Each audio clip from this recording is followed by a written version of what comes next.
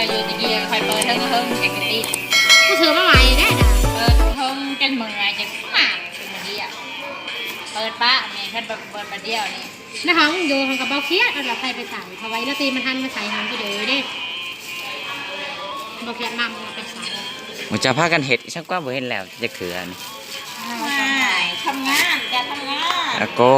พอแล้วจะเถื่อเห็นงานมาแล้วจะเขื่อ thank you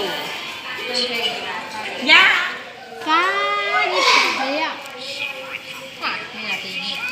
แป๊กวาดไปจอมมันแม่ของจบมาไหนทำอะไรกัน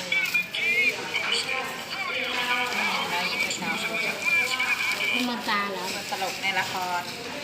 สบายอย่างนี้เห็นงานเนาะกูสบายแม่ก็นั่งอยู่สบายเงินเดือนของเขาสบายนะคือเป็นอย่างบางคนก็นั่งมือคำแก้มอยู่บางคนก็ยางเลาะอยู่บนมือแก้กีด้านหนูได้แก้กีด้านหนูได้โอ้ยด้านเพราะมันจะต้องอ่านสบายกว่านี้คือซิบูมี่อีกเลย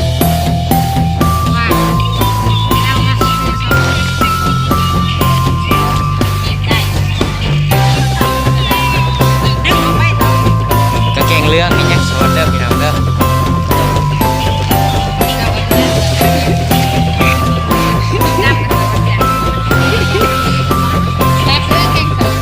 เสือดำกระโซน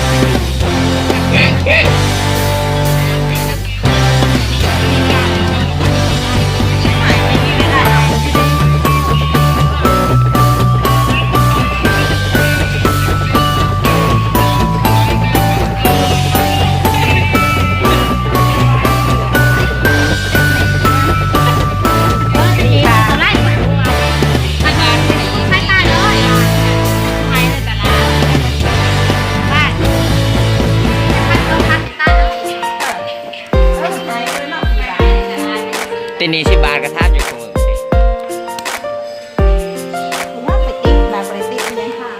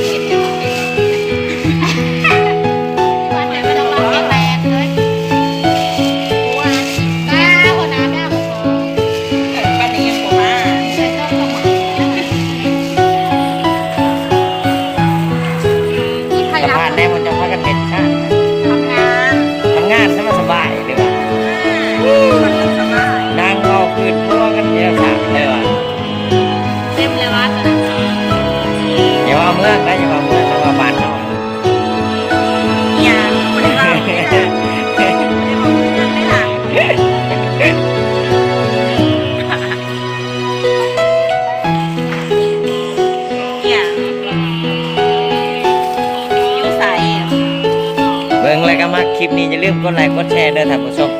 กดติดตามน้ำพอ